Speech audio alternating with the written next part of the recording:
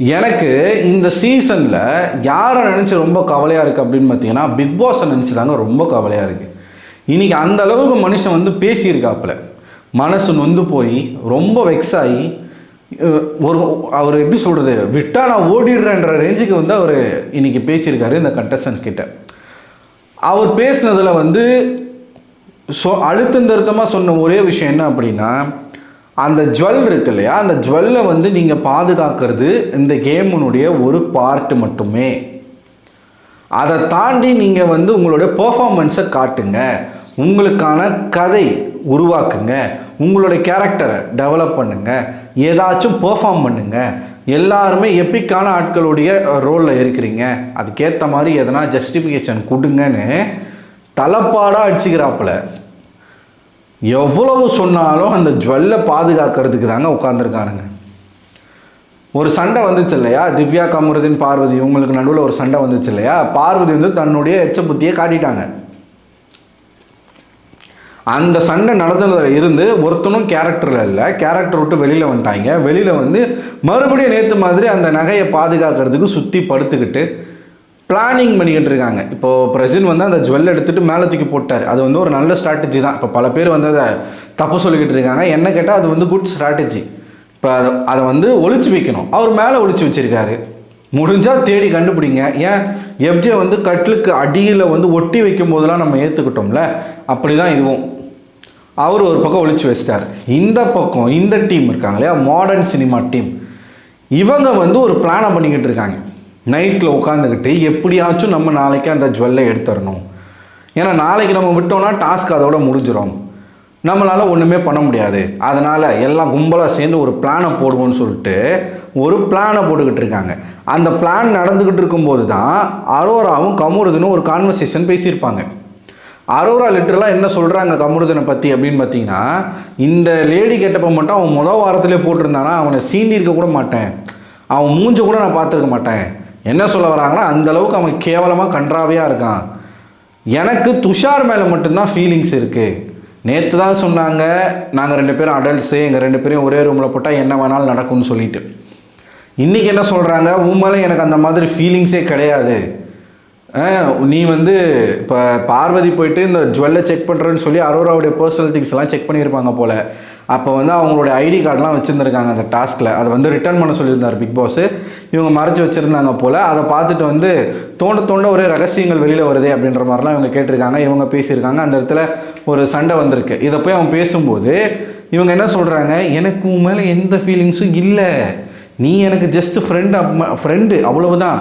எனக்கு ஃபீலிங்ஸ் வரும் அப்படின்னா துஷார் மேலே தான் வரும், வந்திருக்கு, இனிமேலும் அவன் மேலே தான் வரும்.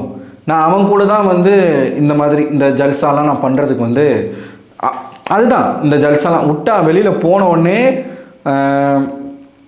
துஷார் வந்து காலி. அரோரா கிட்ட மாட்டினா துஷார் காலி.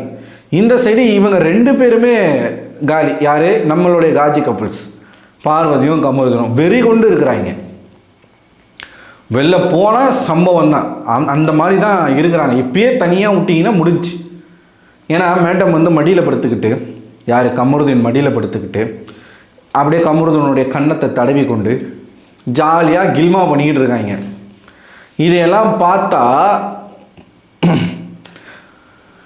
குழந்தைங்கள்லாம் பார்க்குறாங்க. அதுக்கேற்ற மாதிரி எங்கேயாச்சும் பொறுப்போட நீ எல்லாம் பெண்ணியம் பேசுகிற. அது சரி, பெண்ணியம்லாம் வந்து பார்வதி, அச்சோ, பார்வதியோடைய பேச்சுக்கள்லாம் எப்படி இருக்குன்னு தெரியல. வெளியில் எத்தனை முறை நீங்கள் செக்ஸ் வச்சுக்கிட்டீங்க, உங்களோட ஃபர்ஸ்ட் கிஸ் எப்போ நடந்துச்சு, காண்டம் போட்டு பண்ணிங்களா போடாமல் பண்ணிங்களா, இந்த மாதிரியான கேள்விகள் தான். அம்மா கூட உட்காந்துக்கிட்டு நான் ஒரு பையனோட செக்ஸ் வச்சுக்கிட்டேன்னா நீங்கள் என்ன நினைப்பீங்க, உங்களுக்கு உடல் உறவு வச்சுக்கணும்னு ஆசை இருக்கா, இந்த மாதிரியான கேள்விகள்லாம் ரொம்ப ஆகச்சிறந்த கேள்விகளெல்லாம் கேட்டு வளர்ந்தவங்க தான் பார்வதி. அப்போ அவங்க எப்படி இருப்பாங்க?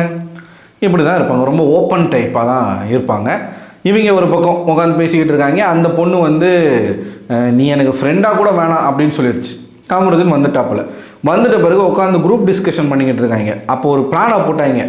எஃப்ஜே வந்து ஒரு ஐடியா சொன்னாப்புல. அந்த ஐடியாவை கிட்ட நான் மறந்து போயிட்டேன். என்ன அப்படின்னா, எல்லாரும் தூங்கிட்டு இருப்பாங்களாமா.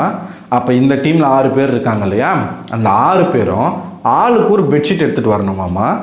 எடுத்துகிட்டு வந்து தூங்கிட்டு இருக்கவங்க மேலே அந்த பெட்ஷீட்டை போட்டுடணுமாமா. அவங்கள பெட்ஷீட்டை போட்டு கவர் பண்ணிடணுமா.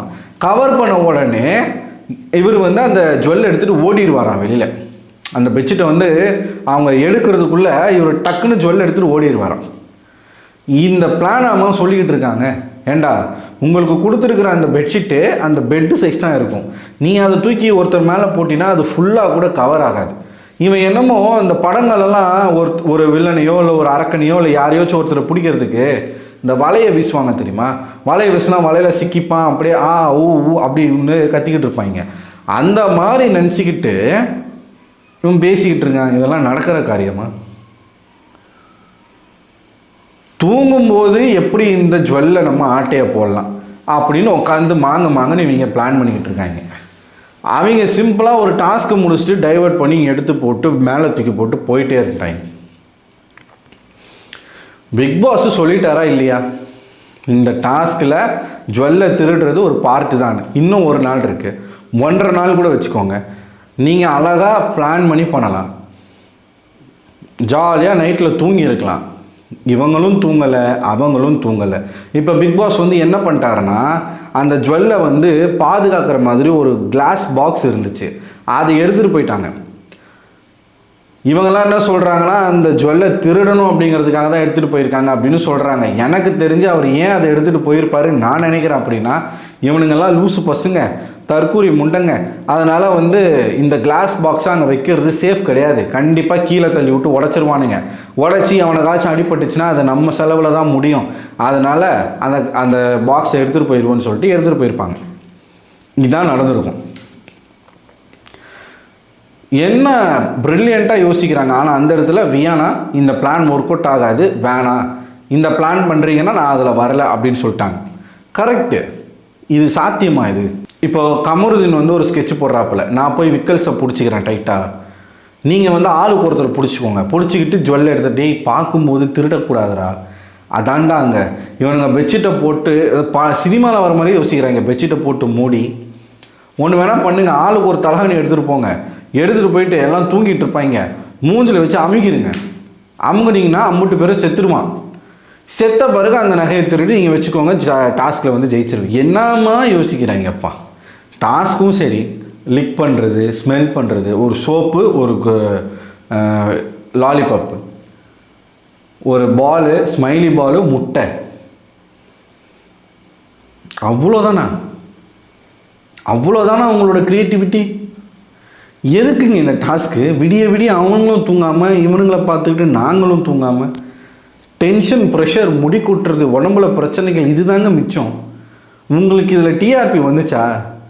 இதுக்கு நீங்கள் ஆதிரி அனுப்பாமல் வாட்டர் மெலனே உள்ளே அனுப்பியிருக்கலாம். நம்ம தான் அவனை வெளியில் போகணும்னு சொன்னோம், ஆனால் நீங்கள் உள்ளே அனுப்புறன்ற பேரில் அந்த பொண்ணை அனுப்பி அது அடி வாங்குது, எல்லாருக்கிட்டையும் அடிக்கிறாங்க எல்லாரும். ஒரு பக்கம் காஜு பிடிச்ச 2 பேர், ஒரு பக்கம் விளையாட தெரியாத 2 பேர், இன்னொரு பக்கம் புலம்பி தள்ளுற 2 பேர், இன்னொரு பக்கம் நான் தான் டைட்டில் வின்னர் நினச்சிக்கிட்டு இருக்க ஒரு 2 பேர். இவங்களெல்லாம் வச்சுக்கிட்டு ஒரு ஷோ நடத்தினா விளங்குமா? ஆக மொத்தத்தில் எவனோ வந்து ஜுவல்லை எடுத்துட்டான் அப்படின்ற மாதிரி தகவல் வந்துச்சு. அது யார் என்னன்றது நம்ம காலையில் பார்ப்போம். நான் போய் தூங்க போகிறேன், இதோட அவ்வளோதான். மணி வந்து 3:30 ஆயிடுச்சு. ஸோ நாளைக்கு உங்களை சந்திக்கிறேன். அதுவரை உங்களிடமிருந்து விடைபெறுவது நான் அரவிந்தன்.